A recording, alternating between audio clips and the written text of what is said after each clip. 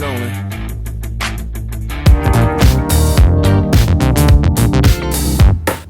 For coming on. I'm very well, thank you. Thank you so much for inviting me. It's not normal in India for like a young person to start their own company and find success because the schooling system doesn't really breed you into it. So I know you must have answered this question multiple times, but I really want to know how you got started with building a diabetic chef, and did you always want to start a business? Honestly, no. I didn't always want to start my own business. It was a little coincidental how it all happened, to be very honest. So, a diabetic chef was just a blog, like a hole in the wall situation for me. Like, it was just there. Yeah. And I didn't know what I wanted out of life, and I didn't know what I wanted out of it because essentially it was just there to help other kids around the world with diabetes and their parents to sort of formulate recipes and to sort of make stuff for their kids so that no other kid suffers. Yeah. And having said that, I had my own fair rough journey with diabetes. So that's how the whole blog started. That's how the whole beginning of the journey happened. And after that, I didn't know I was a businessman or an entrepreneur while I was being one or becoming one. So to look at things in that sort of sense, I started selling baked goods in college at stalls and like pop-ups and stuff. I see. Which is where I learned about business, how much money you need to bake and to sell, and what you get out of it, what you do with the money that you get out of it, and stuff. I had some really amazing friends throughout college. Like very few of them, but really great friends who sort of guided me to put up stalls and to do things, to bake, to sell. Because it's honestly not possible for one person to do everything. Right. So you eventually can try as a person doing a small scale of work, but then when you grow, when you do want to bake for like 500,000 people, 2,000 people who can just show up and just be like, hey, listen, now we're going to hound you down and eat all the things that you have on your table. So on those scale of things, it did sort of go on a larger tangent, larger scale where I had my friends. My parents didn't have an idea that I was doing all of this until I was right about 20. So I started at 16 or 15, and then they found out 5-6 years later. That early? Yeah, I mean, I used to bake and sell. I used to write and stuff under a pen name. So there was no identity to who a diabetic chef was on the internet. Yeah. And when did you start becoming like profitable actually after 16? We're still not profitable. Okay. I see. So a business, rather a growing startup, can never be profitable. But then how are you running your operations? So there's a difference between operational profits and I see, and then putting money in your pocket. Yeah, so you should technically never ever take money out. Like you can draw salaries, you can draw money, you can draw fees, you can draw like XYZ things, but see, profit is honestly calculated when like you have broken even and you've stopped changing. Right. As in when you change, as in when you grow your product line, you're investing further. So you take the money that you already have and you put it back in the company for growth, and then you put it back in the company for further things, and then you put it back and so forth. So the time when you are exponentially growing to a level where like you're able to sort of introduce new products while still making money off your previous products and like growing in that scale, that's when you actually make profits. So your customers were school students initially? Yes. My school friends and their parents and stuff like that. Also, I could not really tell people that they were diabetic friendly, otherwise they just run away and they'd be like, I don't want to eat. Yes. So initially it was all about healthy, then it became sugar free, then it became like super healthy, like the healthiest, whatever. And then eventually I introduced the term diabetes friendly. So identity as a brand was just confined to my condition and to my like lifestyle. Like it wasn't about products, although they were diabetic friendly, but I didn't want to sell it as those because people wouldn't get it. Yes. We were early for our time apparently, and that's what a lot of people also told us. So yeah, it's still an ongoing journey. We plan to introduce a lot more products this year, and to start saying that we are profitable, it would sabotage the idea of growth in terms of our product line, in terms of things we want to do and plan our portfolio as such. I see. And I feel like having a good product and a vision is one thing, but executing a business plan is a whole different game. Where did you learn how to do that? It was all out of failure, I feel. Like every time I would fail, not being able to do certain things in a certain format, I think there was so much learning. Every time you're not able to sell a certain product using a certain channel, you realize that the next time you're going to do it, you got to avoid or skip that part or do it in a more efficient way. Could you give So us I an feel, example? so spending money on advertising Yes. for on-ground stores. Like physical retail locations? Yeah, so like imagine running an ad on Instagram or Facebook about a retail store about your products with your products. It's quite redundant, but you just feel that it might engage into like Awareness and things like that. sales or awareness as such, right? Yeah. But imagine, out of 100 people who see your ad or watch your ad, 5 might go to the store. And out of the 5 that might go to the store, might pick up other products instead of yours. Yeah, right. So there's no tangible measurement Yes. of Conversion. your investment versus your conversion, correct? Also to a level where, a lot of pretty looking pictures are of food. When I say pretty, when I say beautiful, I always talk about food. I don't talk about anything, anyone else. So, Yeah. when we speak about stuff like aesthetic and stuff like that, okay, Yeah. I feel that products in any market don't sell on aesthetics only in terms of advertising.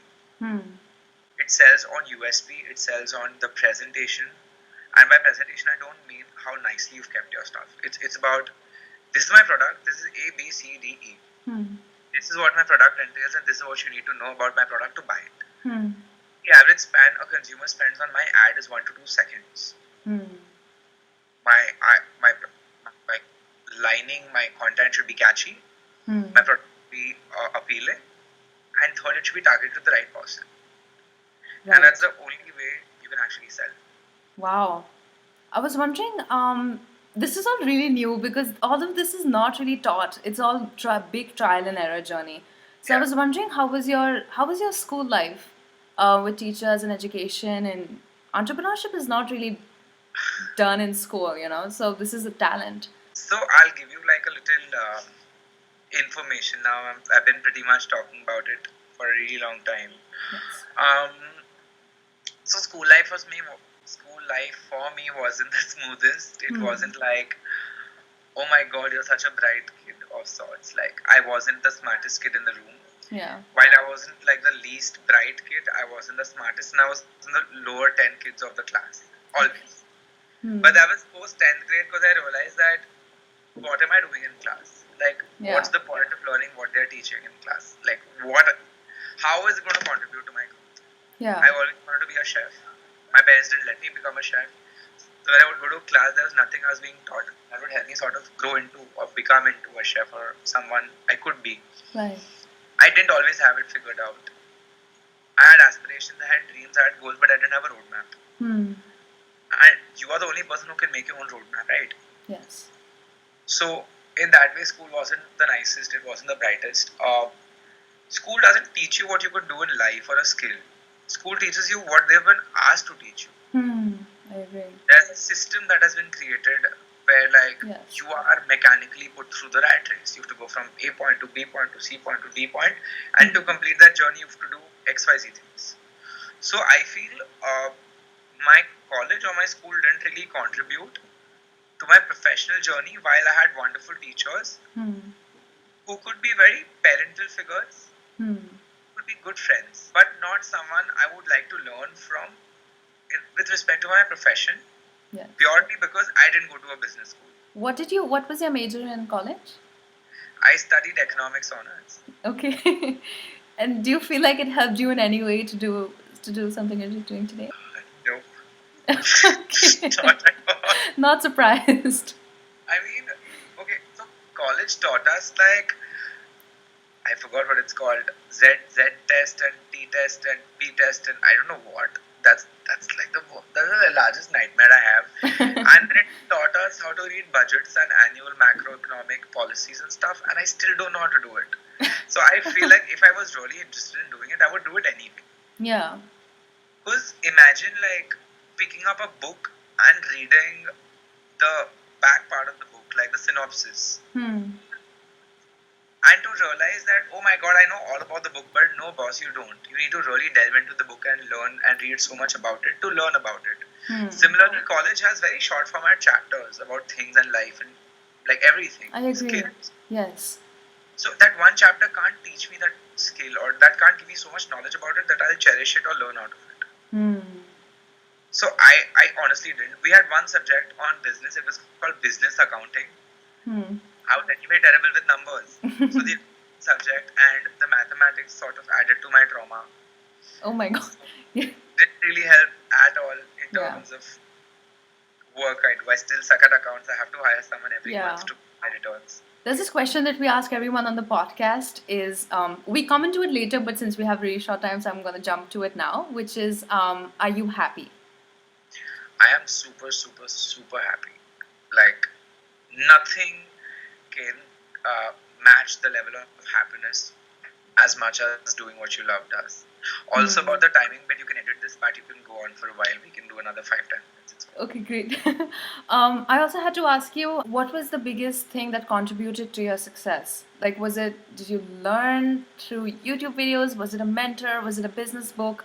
Like, I think execution is a huge thing. Everyone has a dream, but you went ahead and you did it. And you underplay it. I feel like you're not being honest. To be honest with you, I have never, I'm saying this in public domain, I've never opened a business magazine in my life other than Forbes 30 under 30. That was my edition. Oh my god, what a flex. It's not a flex. I swear, I'm not that financially literate. Okay. Like, I don't understand this kind of stuff. So when people ask me, oh, what are your investments about? Oh, what do you put your money in? What is your crypto scene? I'm like, dude, I don't know. I don't understand it, so I don't do it. Yeah. You ask me stuff about cookbooks and you ask me stuff about like as many authors and chefs. I will tell you a lot about it as much as I understand. So I can't really talk about finances, and I can't talk about like a Forbes or something. So that is out. YouTube videos, maybe a few videos about cooking, but nothing about business. Like, I don't think I could have ever learned about business using a business book or like something about how to run a business or a marketing campaign using an online video, because every business is so different from another. Right. So you can't really learn about my business using a video I have put out for your business. Even if it means that if I'm selling cakes and you're selling gulab jamun, your business model is very different from mine. So the marketing that I am doing for my business won't work for you, including your costing, and I don't know. Yeah, makes sense. Yeah. And what would you say is your ambition or end goal?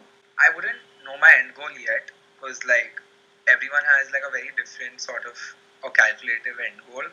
But I'd say my ambition is to have like a diabetes superstore in India, like an Amazon or an Urban Platter for diabetics. And the Urban Platter and Amazon, because we work with them, and I realize the kind of scale at which they transact. So I feel that there should be accessibility for everyone.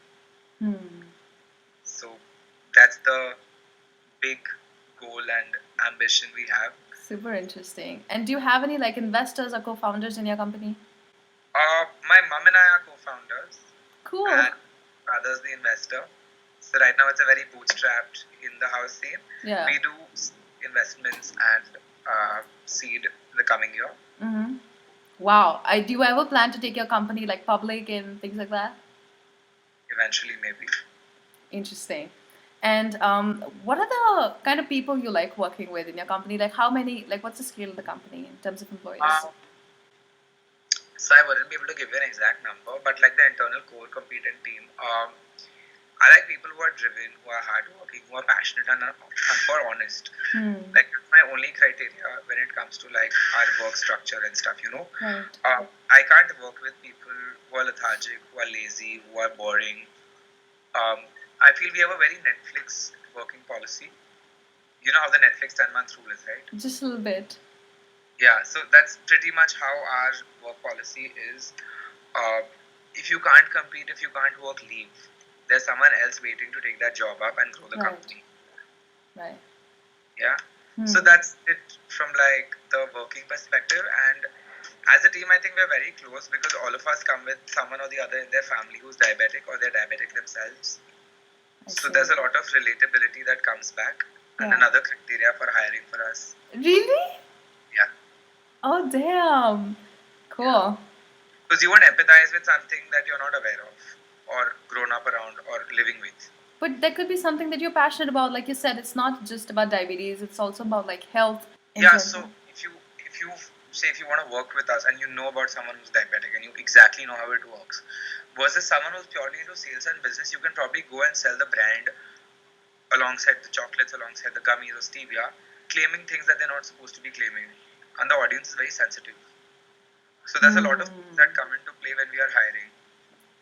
Like you might not have a master's or a bachelor's or even a 12th grade education, and I'm okay with that. Yeah. As long as you can communicate and you have empathy towards a certain community that you want to work towards, that does it for me. But you feel like you might be missing out on talent just because of that criteria that you have set up, because a small percentage of people might come under it? You'll be surprised to know that 12% of India is diabetic, and every 1 in 4 to 5 people are diabetic in India. So technically every family in India has someone who's diabetic, alongside chains of extended families. I see. So you have a pretty big market to play with. Did not know about a diabetic, yes. Interesting. And how's Mumbai for you? Like, how's the startup culture over there, and for you to be living and operating from there? So honestly, everyone's confined to their own lives. So there's no startup ecosystem as such that we have here, where you go to like a tech park and then there's other startup people you'll meet. It's very you do you. Like your startup's running in your space, my startup's running in my place. So I think it's not very different from what I saw in Pune. Unless you're like in a WeWork or you're in a co-working space where you go and meet other people and startups and interact with them in an ecosystem or an incubator. Yeah. Most cases not very applicable to us, but I do meet a lot of cool people, founders, startup ventures, and a lot of different kind of people. Yeah. So it's pretty nice that way. Yes. And what is something that you feel like your company is missing right now, or something that your company needs right now? We need a lot of awareness and education. That's it. Like we need more and more people to be informed about diabetes and the normalization of the stigma. So Like, are you guys making content and stuff towards it? Yeah, so 1 out of every 3 to 4 pieces of content that goes out in even advertising and even like a lot of stuff that we do as a brand or any sort of awareness is around myth busting of diabetes and things that we do. As a personal brand, I don't sell my products. Like you'll not really see Harsh Kedia promoting a diabetic shop, like ever. I maximum might share one of our company posts and that's it. Like I don't go on like, hey, please go and buy this. Hey, swipe up and get our products here. Hey, do this, do that. I don't do that because I feel that my duty is to inform people and be responsible to like educate them. Right. While my brand is making the sales and the money. It shouldn't be like a two-way horse version. Like just keep making money. We don't chase money. I don't chase money. It's really refreshing to hear, because honestly, that's how people treat it, as like a transaction. But that gives you a lot of credibility, because people are like, you're here to give value, and on the side you do have something going on, but you're not pushing your product obnoxiously in the name of diabetes.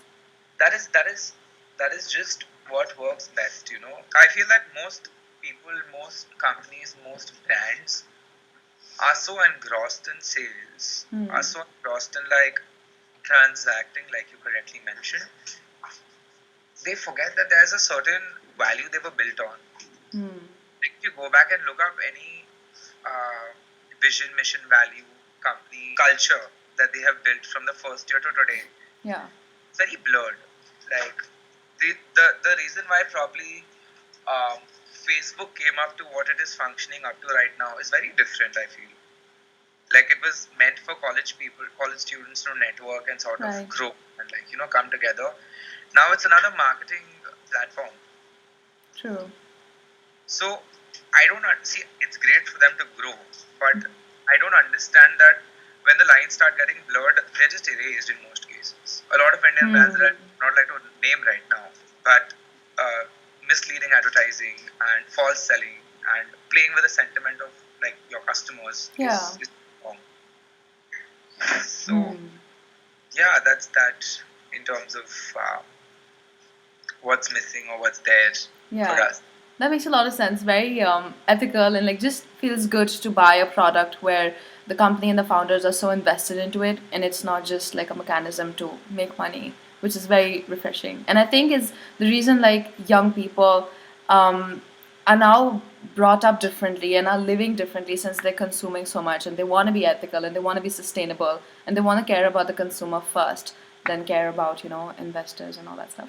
So, I have to ask you, would there be any advice that you would like to give out to the youth? Things that you faced in your life and you feel like no one else taught you? Um, I've been saying this quite often, off late rather. Don't listen to people about what you need to do or what you don't need to do in terms of career, in terms of like growth and stuff. Um, it it can range from your parents, and I put parents first because they're the first point of Yeah. um, demeaning that you get in terms of career, and they just pull you down and they're just like, no, you don't do this because you can't do this. Yes.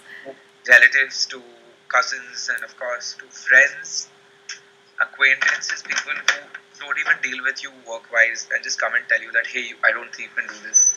And there is no pretext, there's no like data for them to sort of base their assumptions on, right? Right. Don't listen to anybody about what you want to do and what you can't do or what you can do.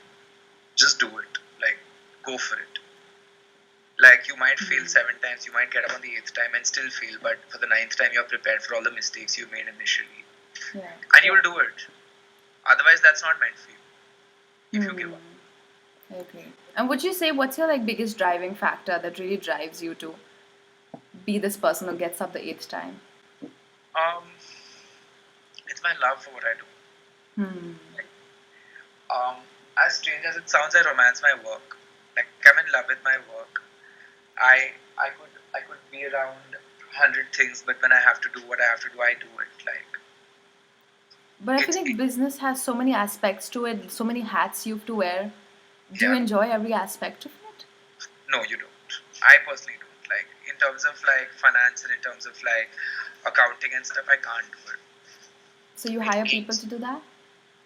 I have a team. We do it all. Like, all of us match our efforts and match our skills, and we sort of come up with things and we do it. So to say, yeah, I mean, I don't hate it. Rather, that's a strong word, but Yeah.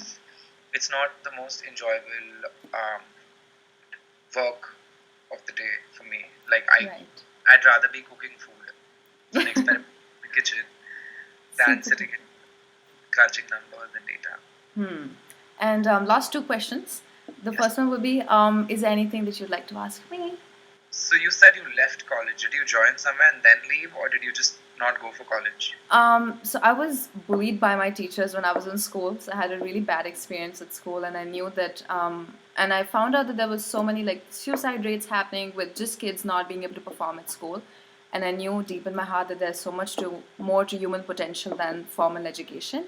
And I wanted to show kids that there is so much out there in the world that you can achieve. And I decided to create my wealth and my path skipping formal education. That said, my parents never were okay with the idea of not going to college because they were like, "Log kya kahenge," and could never get over that. So I did enroll in a college for like 1 month or two. It was a friend's college, and I could just enroll in it like that. But we went through the business books, and they were all written back in 2008, written by people who've never built a business, and it was just costing so much money. And I asked my parents, I was like, why are you spending all this money when I'm not learning anything just to tell people that your daughter's in college when they ask you? And that's how, that was the time when both of us agreed completely and I dropped out. So all your friends dropped out. No, no, no, just me. Oh, okay. Yes. But that's absolutely great because you'll be happy to know that I'm a college dropout too. I dropped out in the last semester of college. Which college did you go to? Symbiosis. Okay. And this is when your company was already like it started kind of running and stuff like that. Then what made you drop out? I just didn't feel it anymore. What did your parents say? They didn't know I dropped out and started traveling. I packed my bags. It was a very fortunate Wow. series of events for me. My life has been very adventurous. I can tell. I've done way too much shit for any parent to not be disappointed. But look how the tables turned. And I think It's hard work. Trust me. It's nothing was coincidental. Nothing at all. Like I can't recall one day when things just happened out of the blue. Hey, here's 100,000 rupees for your sales. Hey, where did you here's say you got that like work ethic from? You say you work hard, and I feel like a lot of people miss that. It takes discipline, perseverance, and work ethic to run a business. all internships. It's all jobs. I've worked at 7 places. Really? Right. I've worked a lot of jobs. I've worked a lot of places, internships, etc. So yeah, After you dropped out? yeah. This is before I dropped out. I was going to college, internships, etc., etc. So yeah, quite a lot of things. Learning at the job, on the job, internships, etc. Thank you so much, man, coming on. I know that time's run out, so I really, really wanted to thank you so much. No, actually, I am sitting at a friend's salon right now. Okay. That is why I've been requesting a little time here and there because they need to shut down, and I'm being quite miserably rude. The staff has left. Now I need to help her shut down. I'm so sorry. Short on time. No, it's fine. Thank you so much, Harsh, for coming on. This was such a pleasure, and it means a lot. I'm glad we could have. I don't know how, but the conversation seemed like it just flew by because it's 30 minutes and I didn't feel like it was even 5. I told you that's how it goes on for an hour long. It feel like same. I thought it was 15 minutes, but it's 30 minutes. Yes. So I will catch you super soon. Yes. And thank you so much, Devika, for having me on your podcast. Please share the available links and the video when you do render it. Yes, I'd I like will. to share it. Thank you so much, and please let me know if I can add value in any way. I'm always here. And also, Yes. kudos to whatever you're doing. Thank you so much. Are you based in Bombay? No, I'm based in Lucknow. All right. Yes. Trust me, you're doing a great job with whatever you're doing. And if you need help with mentorship for your startup or anything you're going on with, feel free to hit me up. You know where to find me. Thank you so much, Harsh. That means a lot. Thank you so much, Thank you. Devika. Bye. Have a lovely day.